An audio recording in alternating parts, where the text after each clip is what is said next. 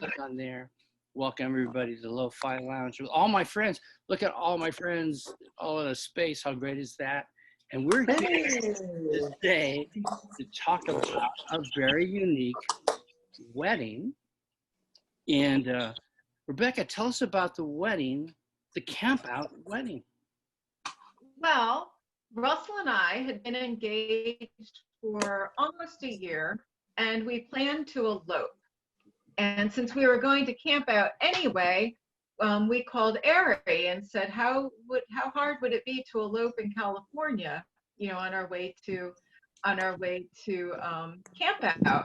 And Arie said, why don't we do it at camp out? And at first I didn't want to crash the concert, but Arie talked me into it, and I'm so glad she did. It was like one of the best days of my life.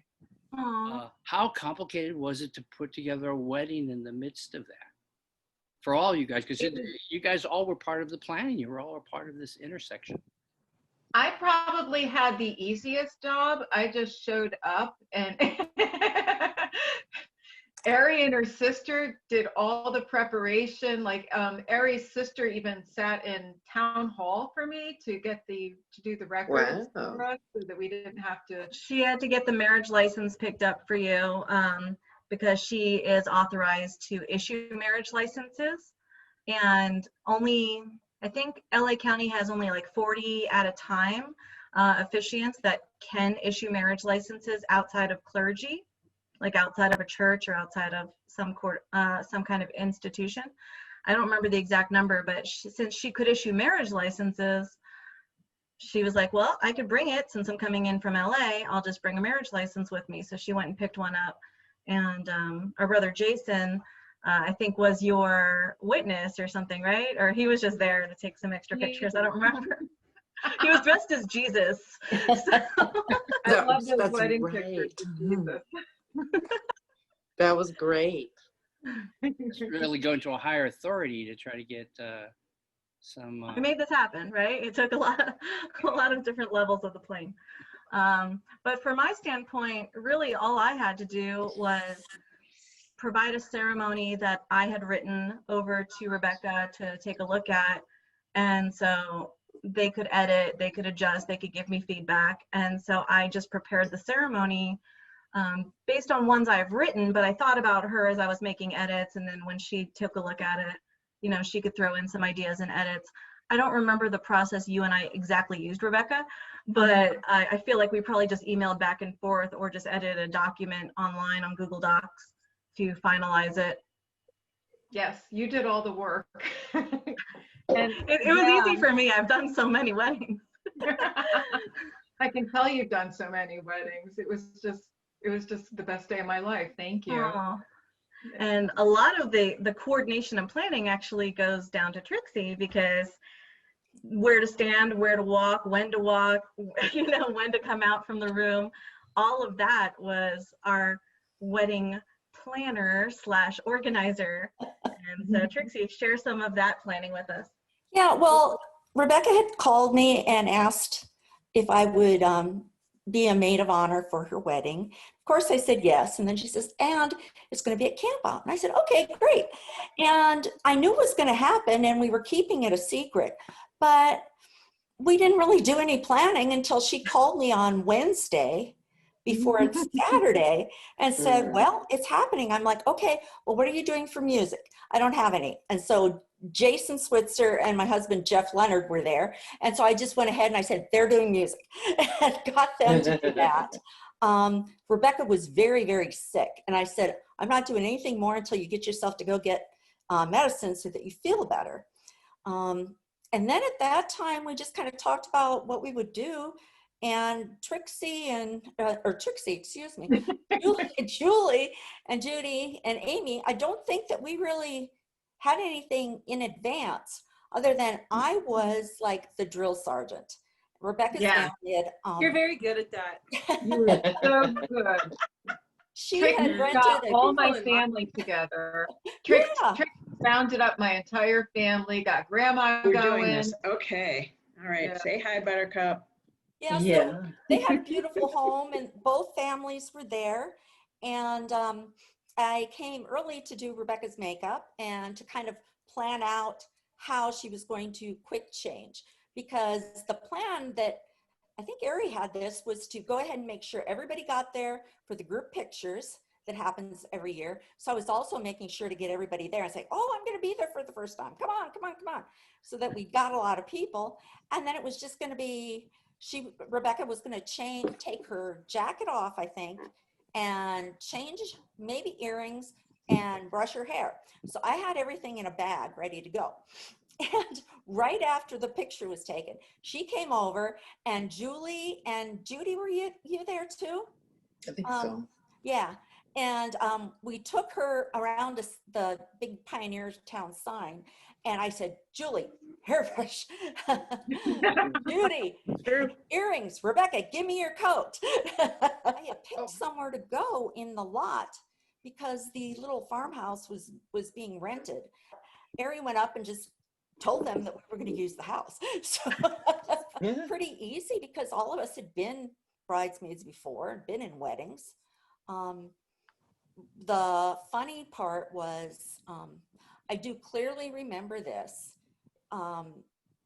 It was Rebecca and her grandmother and her mom, and we just stood there for a little bit once we got there. And I said, just catch your breath, take your time. This is your day. You don't have to go fast. You don't have to go slow, but I want you to enjoy it.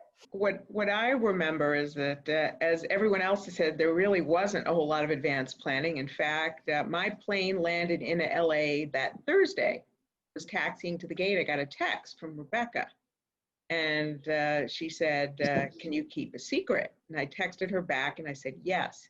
And then I get to baggage claim and my phone rings. And it's Rebecca, and she's like, I'm getting married, Russell and I are getting married at CAMPOUT on Saturday, and I want you to be my bridesmaid. And I was like, well, of course. I like Krista said, of course I said yes, but I was totally not, I was totally unprepared, which I think was part of, Rebecca's grand plan, that nobody was going to do anything I special. was wearing what I had planned to wear on Saturday night too, and I was And a little you concerned. looked fabulous. Well, I mean, part of the theme. Oh, right. It was part of the theme for the night. Yeah, Mhm. it was Okay. Canada versus Mexico. Oh, So okay. we chose something to represent those countries. Okay. I'll have to look at the picture again to see my outfit. And I know Amy was Day of the Dead sort of thing. Right, but I didn't actually change into my campout outfit until after the wedding, because that was going to be like makeup, and it was hot, and I was like, and I knew what was happening, so I'm like, dude, Stacy, we're going to be out there for like a long time, and I'm just, no, we'll do it after. Yeah. I had put up temporary rhinestone letters that said La Senora de, I don't remember where I said it was, de Sinaloa, like the Sinaloa Cowboys. Yep. yeah, Bruce Springsteen cracker song, Sinaloa Cowboys. And after the wedding, we went to a Mexican restaurant. I was so worried that I would offend the staff.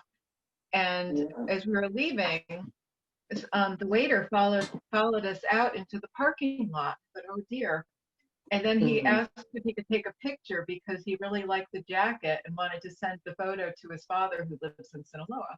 I know I made an announcement. I don't remember what I said, but I It was gathered something everybody. to the effect of, rounding everyone up and coming to the little house, and there's something you're not going to want to miss. Right.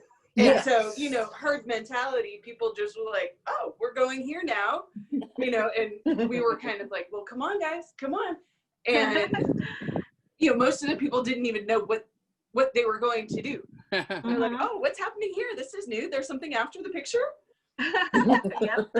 Like, yes, there's something. Come. You don't want to miss this.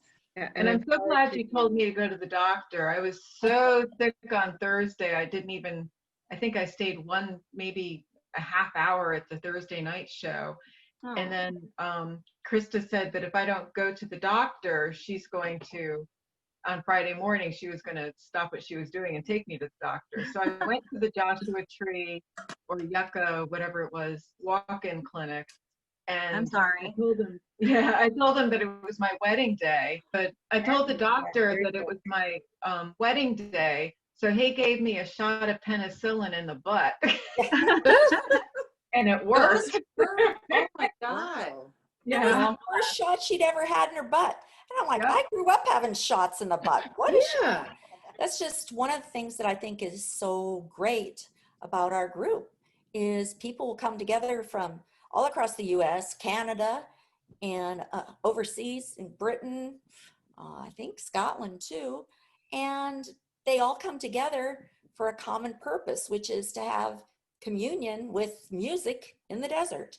And it was just really special to have something that was reflective of the spirituality of being a part of something that's related to music and camaraderie and love. Chris, you're not going to believe what happened next. What happened?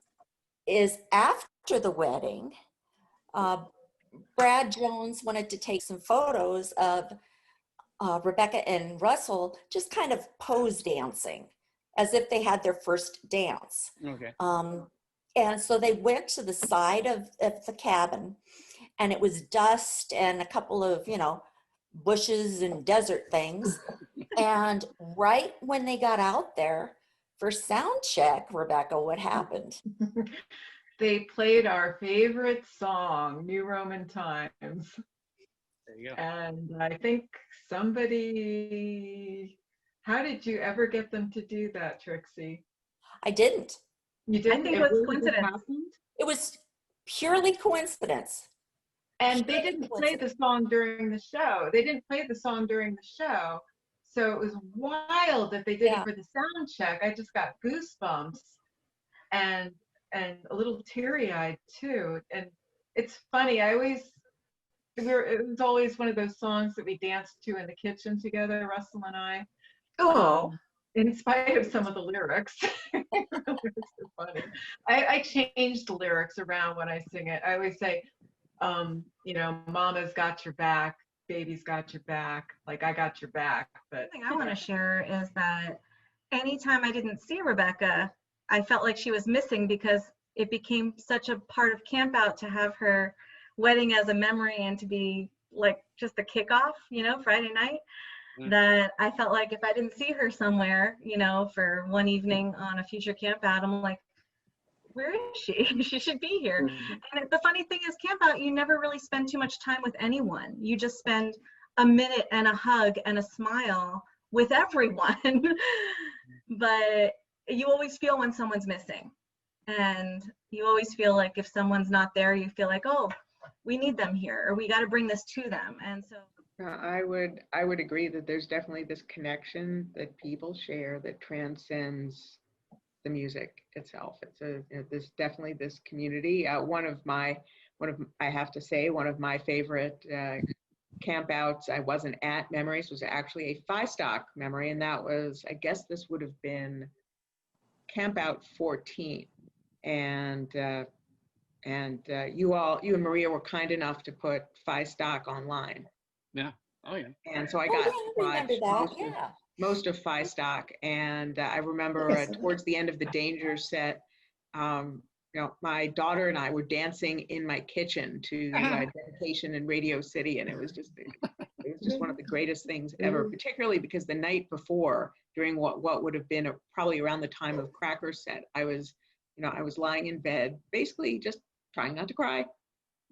I wanted to ask Amy from her perspective, from being in the guest group, if there were any comments that you had or memories of being part of that group and watching all this happen. It was a damn wedding at Camp Out. I mean,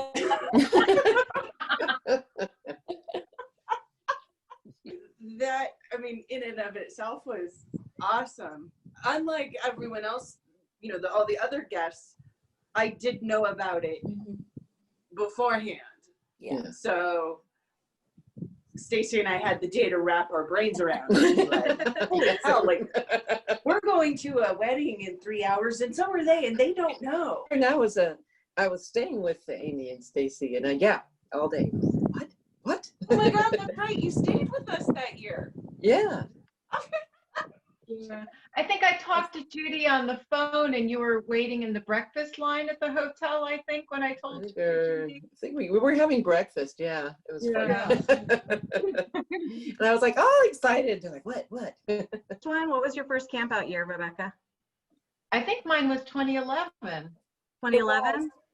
I think Oh, 2011. that would have been. I met you in 2009. Did I meet you online? I think we met online first. I have Okay. 2009. I have no sense of time because we've all been friends with each other, and just via Facebook and MySpace and talking on the phone, it feels like we've been friends. We have been friends. We have been close virtually, but in reality. Hi, Wayne. Everyone who hasn't met Wayne, this is my husband, Wayne. Meeting you, Chris, on MySpace really changed my life profoundly. I was very lonely. That's why I was on MySpace all the time. I was living in Florida. I didn't have very many friends. I wasn't happy. And then I stumbled upon the songbook, the Hickman LeRoy songbook, and started, you guys liked all the same bands that I liked. And so I started chatting. And I didn't realize that Johnny was Johnny from Cracker. It took me about a month to realize, like, oh, Johnny's from Cracker. Yeah. And so I was just, Chris and I just wrote back and forth, and Chris encouraged me to write.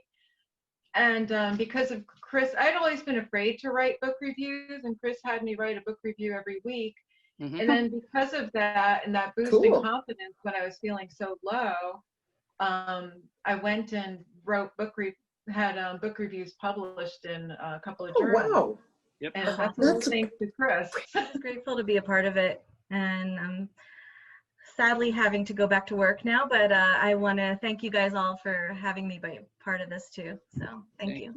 And I will say that, that it's Chris, it's as you said. I mean, I just, having been part of, Rebecca and Russell's wedding, and now here we are 7 years later talking about it. I mean, that proves it, how enduring, these experiences are. They're not just memories in the past. They're, things that come into the present.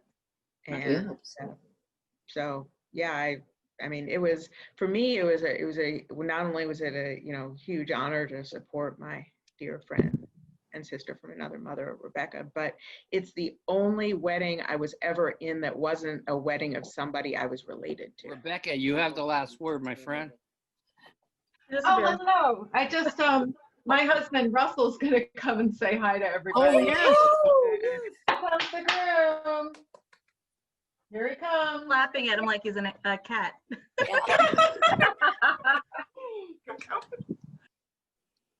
No, it was a lot of fun.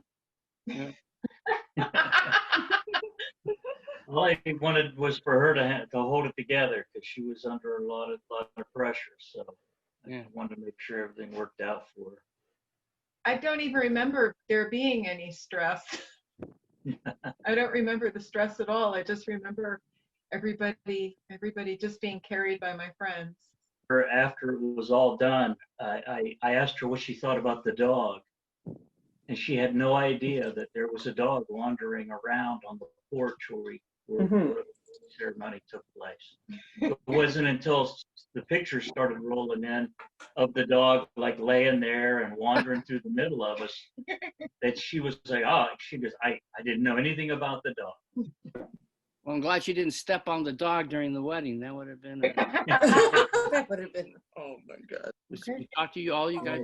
Yeah. Everybody. Bye. Talk to you.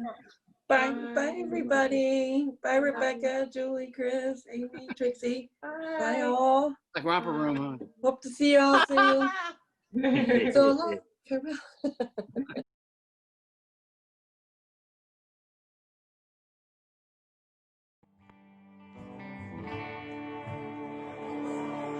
The devil will send demons fly around your wedding day.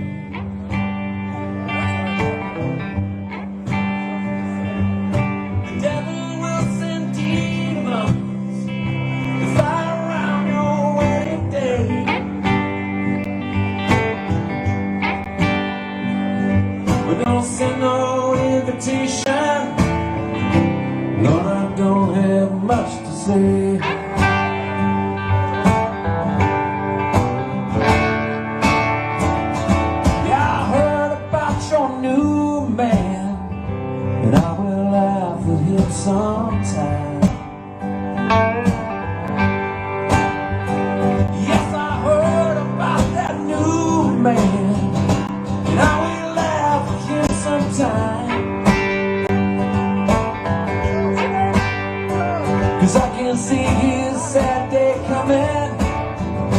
when your lies are burning blind.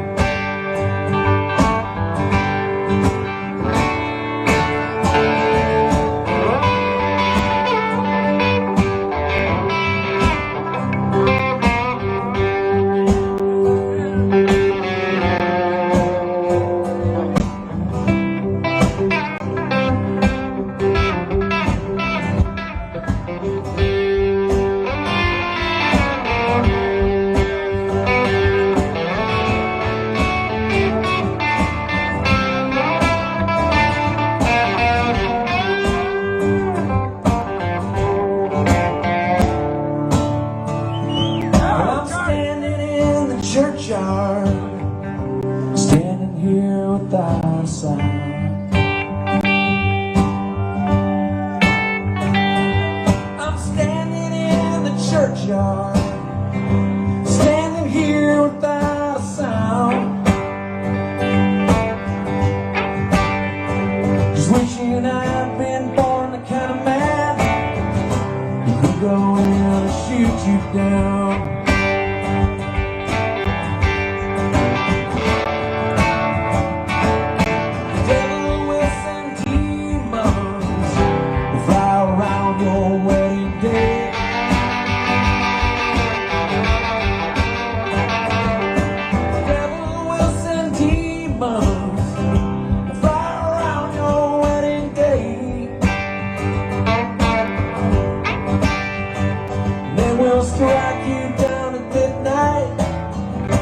And they'll carry me away.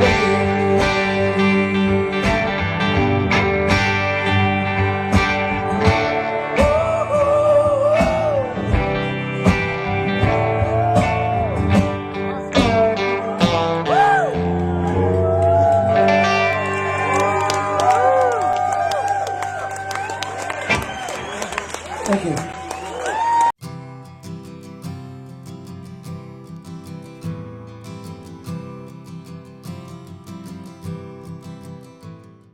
Stories about love.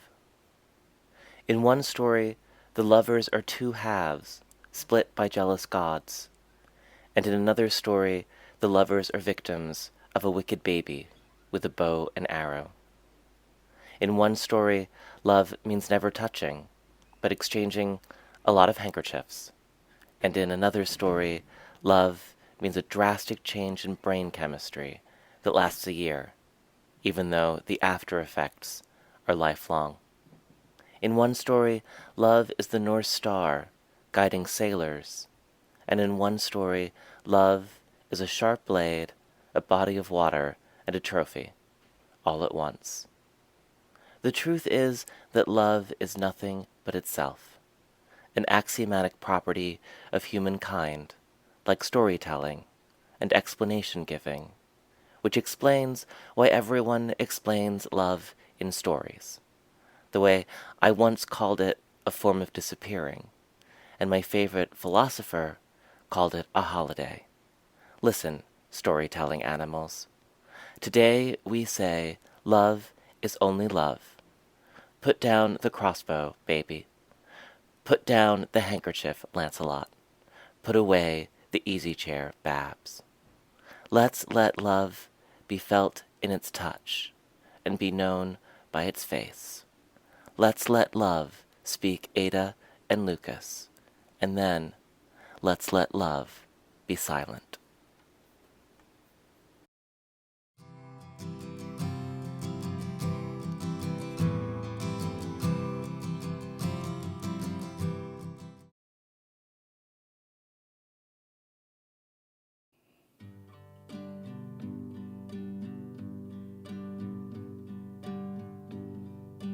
I bless the day I found you. I wanna stay around you, and so I beg you, let it be me. Don't take this heaven from one if you must cling to someone. I will forever. Let it be me. Each time we meet, love, I find complete love. Without your sweet love, what would life be? So never leave me lonely.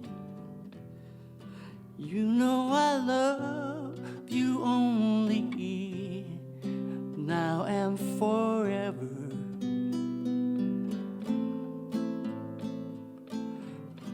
Let it be me.